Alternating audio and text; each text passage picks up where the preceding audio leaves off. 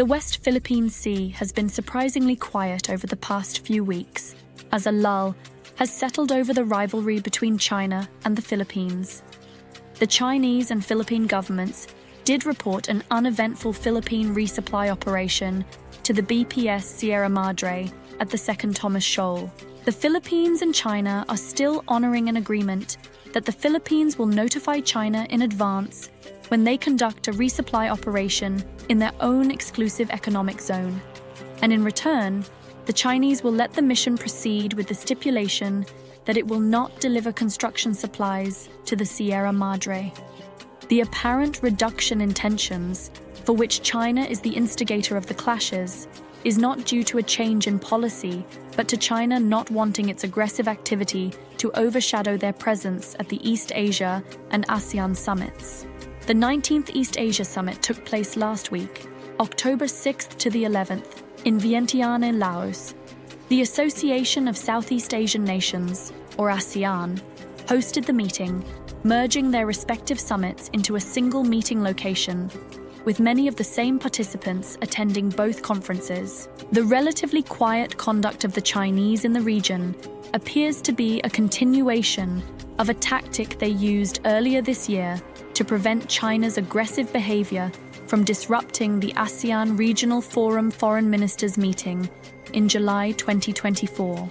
Prior to the July meeting, the Chinese negotiated an agreement with the Philippines to quiet tensions in the Second Thomas Shoal after its Coast Guard attacked and captured Philippine sailors attempting to resupply the Sierra Madre. China negotiated the agreement prior to the July meeting as a diplomatic maneuver to prevent its aggressive activities in the South China Sea from becoming the primary topic of discussion. Prior to this summit, China had taken similar measures, but there was an incident with Vietnam in the South China Sea, where China's Coast Guard seized a Vietnamese fishing boat and physically assaulted the crew with iron rods.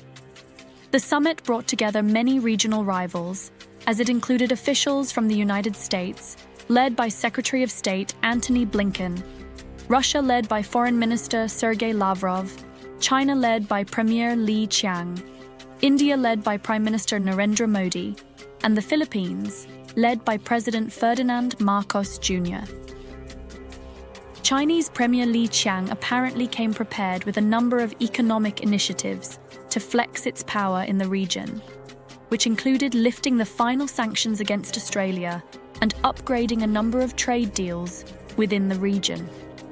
China's actions served as a reminder to the rest of the region of its economic influence, a stark contrast to the United States and its allies, who made no such offers and were caught off guard by the Chinese premier. China quietly emphasized that it was offering the region its version of prosperity, while the US and its allies were spending their energies creating a patchwork of alliances that, in the Chinese self-serving view, was promoting militarism and instability in the region. Philippine President Marcos Jr. bristled at the actions of the Chinese government, offering so many economic agreements to the region and presenting itself as the supporter of Asian stability, but said that China was taking no responsibility for the turmoil it has caused his nation and the region by its illegal claims and actions in the South China Sea and the West Philippine Sea. President Marco challenged Premier Li's actions when he addressed reporters, asserting that one cannot separate economic cooperation from political security. This was a clear reference to the Chinese premier's practice of offering economic gifts to the region without addressing the underlying security concerns. The Chinese responded by stating that they settle differences based on historical facts, seemingly referencing their dubious historical claims over the South China Sea. President Marcos Jr. also urged the ASEAN nations to persist in formulating a maritime code of conduct in Asia, with the aim of securing an agreement that China would accept, thereby averting the frequent clashes between the two nations. In 2022, ASEAN agreed to prioritize this agreement, but it has not made any significant progress.